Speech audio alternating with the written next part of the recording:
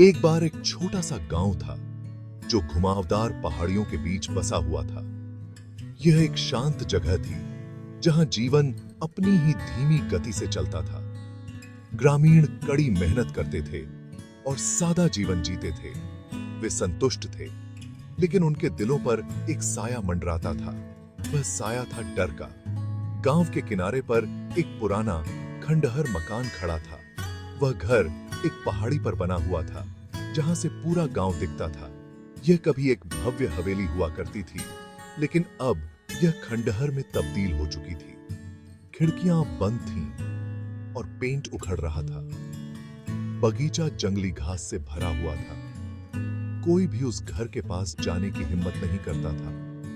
वे उसे भूतिया घर कहते थे।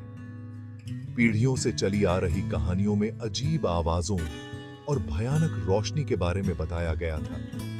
कुछ ग्रामीणों ने तो इसकी जर्जर दीवारों के भीतर भूतिया आकृतियों को देखने का दावा किया था। वह पुराना घर रहस्य में डूबा हुआ था। कुछ लोगों का कहना था कि यहां एक औरत का भूत रहता है। उनके प्रेमी ने उनके साथ गलत किया था। वे फुसफुसाते थे। उसने उन्हीं दीवारों के भीतर अपनी जान दे दी थी। दूसरों का दावा था कि घर शापित था। एक परिवार कभी वहां रहता था, लेकिन वे बिना किसी निशान के गायब हो गए। सच्चाई जो भी हो, ग्रामीण घर से डरते थे। वे इससे हर कीमत पर बचते थे।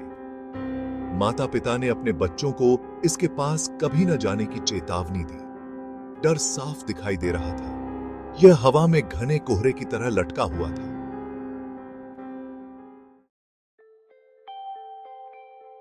एक दिन विजय नाम का एक युवक गांव में आया।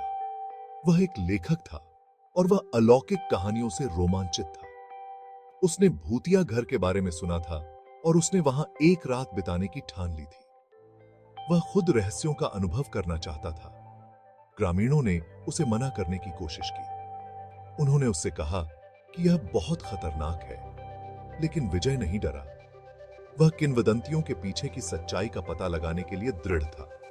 उसने अपने बैग में एक टॉर्च, एक नोटबुक और एक कैमरा पैक किया। जैसे ही सूरज डूबने लगा, वह पहाड़ी पर बनी हवेली की ओर चल पड़ा।